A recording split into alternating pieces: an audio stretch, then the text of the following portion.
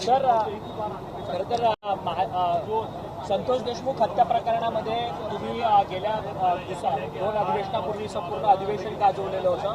आता मात्र महादेव मुंडे हत्या प्रकरणामध्ये महादेव मुंडे यांच्या कुटुंबियांवरती हल्ला आहे तो होताना पाहायला मिळतो. कशा पद्धतीने पाहता पुन्हा बीड एकदा साधारणपणाने हे बीडचं एक मोडस ऑपरेंडी आहे की जे आरोपी उभे राह म्हणजे ज्यांची हत्या झाली आहे आणि त्यांचे कुटुंबीय उभे राहत आहेत गुन्हेगारांविरुद्ध, त्यांना घाबरवण्याचं काम हे बीडमध्ये होतं आणि त्यात नाविन्य असं काहीच नाही आहे.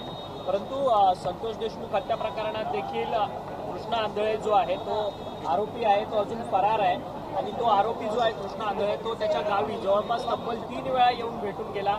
अशा पद्धतीची माहिती जी आहे जी अंजली दमानिया यांच्याकडनं समोर येताना पाहायला मिळते. अंजली दमानिया यांना माहिती मिळू शकते आणि महाराष्ट्र पोलिसांना मिळू शकत नाही, हे दुर्दैव.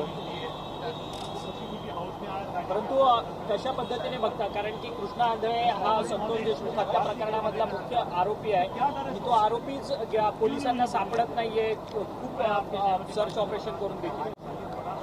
नाही, हे पोलिसांचं अपयश आहे ना. असं आहे की कृष्णा आंधळे आणि कंपनी यांनी ज्या पद्धतीने हत्या केली आहे त्याची नोंद उभ्या महाराष्ट्राने घेतलेली असून देखील जर पोलिसांचं गांभीर्याने या प्रकरणाकडे लक्ष नसेल तर दुर्दैव. परंतु सातत्यानं अजित पवार यांच्या विमान अपघाताच्या संदर्भात प्रश्न उपस्थित केले जातात की हा अपघात नाही तर घातपात आहे म्हणून. तुम्ही काल देखील सांगितलं की ब्लॅक बॉक्स जळूच कसा शकतो म्हणून. मी त्या विधानावर आजही आहे की ब्लॅक बॉक्स जळू शकत नाही. त्याच्यामुळे ज्याच्यावर मी म्हणजे सातत्याने बोलतोय की याची चौकशी झाली पाहिजे आणि चौकशीला विलंब होता कामा. विलंब वाढला की संशय वाढतो. मला वाटतं की संशय जर ह्याच्यातला कमी करायचा असेल आणि न्याय द्यायचा असेल तर चौकशी अत्यंत वेगाने व्हायला.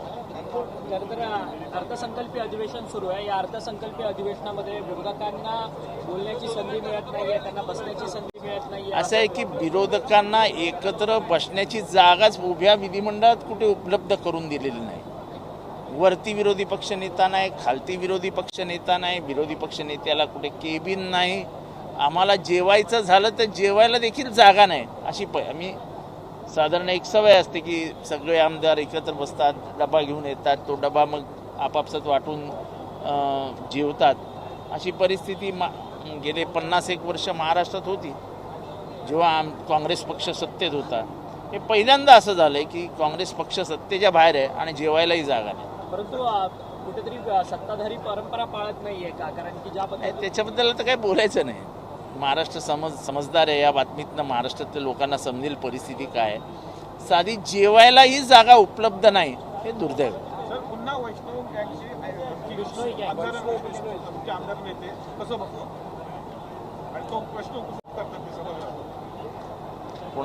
कोणाला कसली भीतीच राहिलेली नाही म्हटल्यावर काही होऊ शकतं. त्याच्यात काय मोठं. मुख्यमंत्री एकनाथ शिंदे होते त्यावेळेला त्यांनी यात्रा करतानाची योजना ती सुरू केली, परंतु आता ती बंद करण्यात आली. त्यामुळे एकनाथ शिंदे हळूहळू सगळ्या योजना बंद होणार आहे. महाराष्ट्राच्या खिशातच पैसे नाहीत तर कुठून आणायचे पैसे छापणार काय? आज नाही उद्या ती बंद करावीच लागणार आहे, कारण का पैसेच नाही आहेत तुमच्याकडे.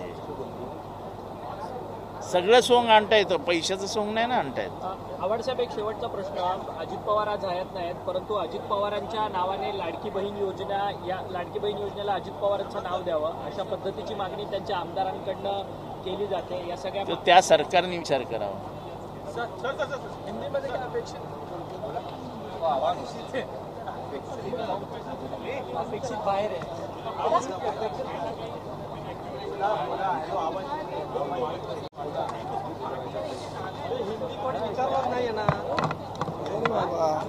हिंदी कोणी नाही विचारणार. हिंदी विचारलंच नाही काय करतात.